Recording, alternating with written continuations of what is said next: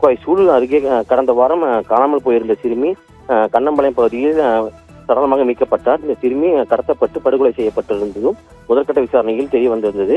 இந்த குற்றவாளிகள் இருவரையும் காவல்துறையினர் 24 மணி நேரத்திற்குள் கைது செய்தனர். இந்த சிறுமியின் உடல் பிரேத பரிசோதனை செய்யப்பட்டு கோவையில் அவர்கள் பெற்றோரிடம் ஒப்படைக்கப்பட்டது. சிறுமியின் உடலை சேலம் மாவட்டத்திற்கு எடுத்து சென்று அவர்கள் இறுதி சடங்குகள் செய்யப்பட்டது.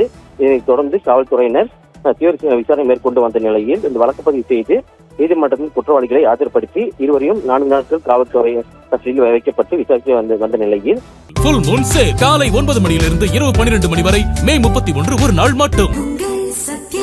சூழல் 10 வயது சிறுமி கொலை வழக்கு தொடர்பாக கைது செய்யப்பட்ட கார்த்திக் மற்றும் மோகன் ராஜை ஆகிய இருவரையும் மீதான குண்டர் சட்டம் போடப்பட்டது.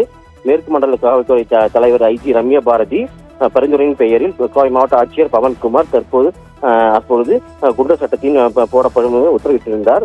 இந்த குண்டர் சட்டத்தின் அடிப்படையில் சிறையில் இருந்த குழு திரும்பி பாலியல் குற்றவாளி கார்த்திக் என்பவர் மீது சக கைதிகள் தாக்கியதாக கூறப்படுகிறது. இந்த கைதிகள் தாக்குதல் பலத்த காயமடைந்த கார்த்திக் மீண்டும் தற்போது கோவை அரசு மருத்துவமனையில் சிகிச்சைக்காக சேர்க்கப்பட்டுள்ளார். அந்த மருத்துவமனையில் தற்போது அவருக்கு சிகிச்சை அளிக்கப்பட்டு வருகிறது. கைதிகளுக்குள் என்ன நடைபெற்றது என்பது குறித்து காவல்துறையினர் விசாரணை மேற்கொண்டு வருகின்றனர். ரதிகா.